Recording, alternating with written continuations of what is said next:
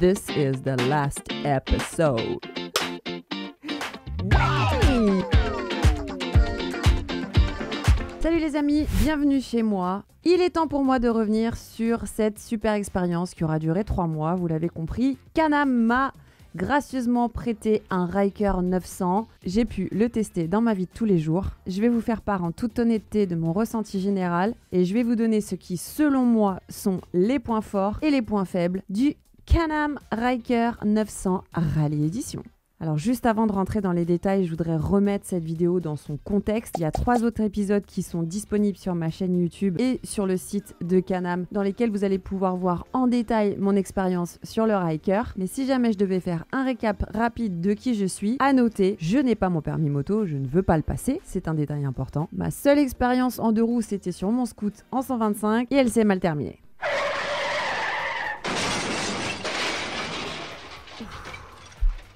Du coup, mon premier point est forcément positif. Justement, le Ryker pour moi c'est exactement la solution parfaite. Je n'ai pas besoin du permis moto, j'ai mon permis voiture et j'ai déjà passé ma formation de 7h125, donc on est bon. Le gros point positif de rouler en Ryker, et ça je l'ai répété pratiquement dans toutes les vidéos, c'est ce sentiment de stabilité et de sécurité. Pour moi, c'est primordial. Quand je suis en train de prendre un virage, je suis pas en stress. Si je dois accélérer sur une autoroute, je me sens bien, j'ai pas peur. Et puis, pas de risque de tomber à l'arrêt. Tout en ayant ce sentiment de liberté, puisque je suis à l'air libre. Par contre, mon premier point négatif, du coup, est inévitable. On ne peut pas avoir le beurre, l'argent du beurre et la crémière. Le Ryker dans les bouchons, c'est l'horreur. Alors il est évident qu'on ne peut pas remonter les fils de bouchons en Ryker. Non madame, ce n'est pas possible. T'es aussi large qu'une Smart. Alors oui, je sais que c'est soi-disant devenu interdit de toute façon. Très honnêtement, je ne pense pas que les 2 roues arrêtent de le faire parce que finalement, du coup, il n'y aurait plus aucun intérêt d'être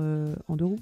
Bref, je pense personnellement qu'il n'est pas adapté à une vie citadine bouchonnée. Moi, c'est pas le cas. J'ai la chance de vivre à la campagne, donc pas de souci là-dessus. Du coup, le Ryker pour moi, c'est vraiment le côté pur plaisir. Vous l'avez vu dans les épisodes précédents, je peux aller à un rendez-vous de boulot, je peux aller faire des petites courses à la salle de sport, aller voir des amis, partir en week-end, accompagner ma fille à l'école. Pour moi, le Ryker rend vraiment ces petits déplacements du quotidien magique. Je vais même jusqu'à redécouvrir des routes, des endroits que je regardais pas du tout de la même façon quand j'étais enfermée dans un habitacle de voiture. Mais du coup, attention, je ne me vois pas du tout prendre le Ryker s'il pleut. Et pour être tout à fait honnête, sur les 3 mois où j'ai eu le Ryker, on va dire qu'il a plu à 75%. Je suis dégoûtée. Donc, du coup, il y a aussi le facteur météo à prendre en considération. Voilà, avant de savoir si tu vas prendre ton casque et tes gants et les clés du Ryker, tu jettes un œil quand même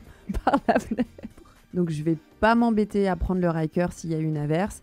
Je le laisse tranquillement faire dodo au garage et je prends les clés de la voiture. Un détail aussi qui est un gros plus, le fait que le Ryker soit automatique. Du coup, ça le rend vraiment super accessible. Une fois que tu as compris comment passer ta marche arrière, il n'y a pas de prise de tête sur le fait d'embrayer, de débrayer. Tu n'uses pas ta chaussure avec un sélecteur de vitesse. Et c'est vraiment tellement simple que, très honnêtement, n'importe qui pourrait se sentir à l'aise dessus en moins d'1 heure. Un autre plus encore, c'est celui de pouvoir pimper ton Ryker et ne ressembler à personne d'autre. Je crois qu'en tout, il y a plus de 100 000 combinaisons possibles, tellement il y a d'accessoires. Tu peux littéralement changer la couleur de plein d'éléments. Les panneaux latéraux, le panneau avant, les poignées, les déflecteurs avant, déflecteurs arrière, les jantes. Tu peux même tout démonter pour les faire customiser toi-même en fait. J'ai fouiné un petit peu sur internet et j'ai vu des gens qui ont fait des coverings complets sur leur Ryker. J'ai envie de te dire, tant qu'à se faire remarquer, vas-y à fond hein. Alors justement, en parlant d'accessoires, un petit bémol pour moi. De base, je trouve que le Ryker n'a pas assez de rangement. Sur celui qu'on m'a prêté, j'étais un peu déçue de devoir choisir entre le top case ou d'avoir le siège passager. Par exemple, quand je suis allée chercher ma fille à l'école, je devais à chaque fois prendre son casque et le mettre autour de mon coude pour aller la récupérer. Je pense que si ce Ryker avait été le mien, j'aurais opté pour avoir un siège passager et un rangement latéral. Un autre point qui m'a fait tilt à l'utilisation, alors c'est vraiment super d'avoir installé une prise USB dans le petit compartiment avant, mais si je ne peux pas m'en servir servir pendant que je roule, c'est fort dommage. Et oui, parce que si tu es sur ton Ryker et que tu lances le Waze pour la navigation, ça va tuer la batterie de ton téléphone très rapidement. Donc tu veux pouvoir brancher ton téléphone directement sur la prise USB. Mais si tu glisses ton téléphone dans l'étui qui est sur le réservoir et que tu laisses sortir le fil du compartiment avant, ben tu peux pas fermer le compartiment en fait, donc c'est un peu dommage. Bon du coup moi comme je suis une nana de la powerbank, je mettais la powerbank en dessous dans l'étui de téléphone et le téléphone derrière la vitre. D'ailleurs, il est pas si mal que ça cet étui téléphone qui va sur le réservoir, mais la vitre elle est beaucoup trop épaisse pour venir naviguer facilement en fait sur ton téléphone. Si en plus de ça, t'as des gants, franchement, oublie. Moi, à chaque fois, j'ai dû retirer mon gant pour réajuster la navigation. Bon, ça va, je le faisais à l'arrêt. Donc, à choisir, encore une fois, je pense que j'aurais opté pour un accessoire où je peux poser le téléphone sur le guidon. Si jamais il pleut pas, évidemment. Un autre point positif, c'est la vitesse à laquelle tu peux changer tes accessoires. Mettre un top case, enlever le top case, mettre un siège passager, t'as besoin d'aucun outil, ça va super vite. Mais du coup, ce qui me mène au point négatif de ce point positif. Si c'est si facile à poser, ça peut être aussi très facile à taxer.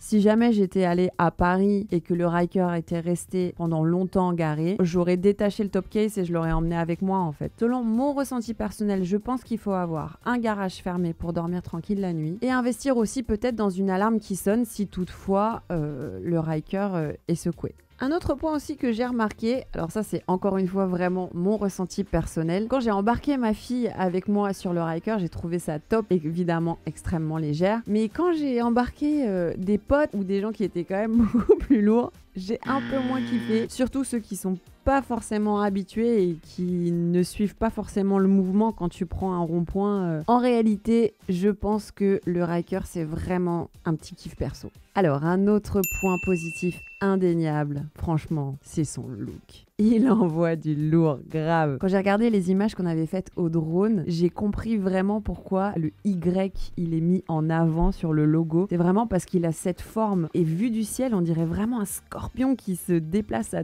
toute allure, c'est assez impressionnant. Franchement, rouler en Ryker, c'est être assuré de ne pas passer inaperçu. C'est un engin qui attire la curiosité, les sourires, les questions des passants, les gens ils t'arrêtent, c'est quoi ce truc? C'est la première fois que je vois ça. Ici, en tout cas, en région parisienne, j'en ai vu, allez, un ou deux à tout casser. Donc tu sors vraiment de l'ordinaire. Toutes les têtes qui se retournent, les jeunes, ils sont là, waouh, c'est trop marrant de voir les réactions des gens. J'ai même vu des papiers, des mamies qui me faisaient des grands sourires. Enfin, vraiment, ça attire énormément la sympathie. Et ça, c'est très agréable. Je fais un petit aparté fun fact. Moi qui n'ai jamais été motarde, j'ai découvert un monde.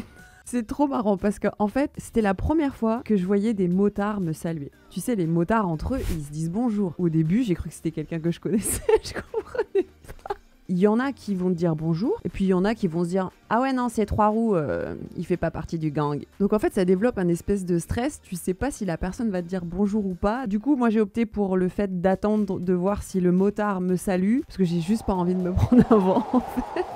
Un autre point vraiment positif et qui fait que je me sens en sécurité, c'est sa puissance. Le fait de pouvoir déboîter et dépasser et avoir de la reprise, pour moi, c'est aussi se sentir en sécurité. Alors pour info, moi, on m'a prêté le Rally Edition, c'est un 900 qui développe 82 chevaux, mais la version d'entrée de gamme, c'est un 600 qui développe 50 chevaux. Maintenant, on va parler de son autonomie. Bah évidemment, si tu es en mode rallye ou en mode sport, ça va baisser très vite. Un plein coûte en moyenne 20 € et il est évident que si je roule en version éco, je vais pouvoir faire beaucoup plus de bornes que si je suis en mode sport. En globalité, sur les 3 mois, il me semble que j'ai fait aux alentours de 8 litres au 100. Et je ne pourrais pas finir cette vidéo sans parler de son prix. Le Ryker est un super ticket d'entrée dans le monde Can-Am et le monde du 3 roues. 9 999 € pour la version de base. Ça reste une somme, c'est vrai, mais c'est quand même tout à fait raisonnable, vu son style, vu la qualité de fabrication, le moteur, le concept et la technologie embarquée. Et ce qui est bien, c'est qu'en fonction de ton budget, tu vas pouvoir rajouter des accessoires au fur et à mesure. Donc dis-toi que tout tes Noël, tes anniversaires, la Saint-Valentin, tout va y passer.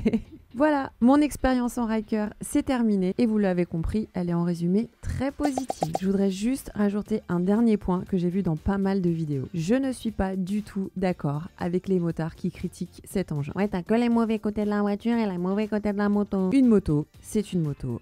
un Riker, c'est un Riker. Ce n'est même pas comparable. D'où le slogan de Can-Am, Ride like no other. Tu ressembles vraiment à personne d'autre. Et très honnêtement, je trouve ça génial qu'un engin pareil puisse exister pour tous les gens qui se retrouvent dans mon discours. Moi, quand je suis dessus, je me sens vraiment bien. Je trouve que ça en jette. Je peux même rouler en talons, chose que je n'ai jamais fait avec mon 125. J'arrive à rester féminine tout en ayant un vrai style badass. Et ça, au final, c'est vraiment moi. Voilà, merci d'avoir regardé cette vidéo jusqu'au bout. Je vous attends sur mon Instagram, vous pourrez y suivre mes aventures quotidiennes. Et comme tout youtubeur qui se respecte, eh bien, lâchez un like, partagez, subscribe to my channel, activez la petite cloche, tout ça, vous connaissez quoi. À bientôt.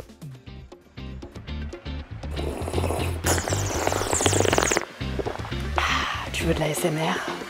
En voici, en voilà. Bêtisier. J'ai tout donné. J'ai tout donné, bébé. Allez. Je sais pas quoi dire. Aujourd'hui, je m'apprête à passer une journée...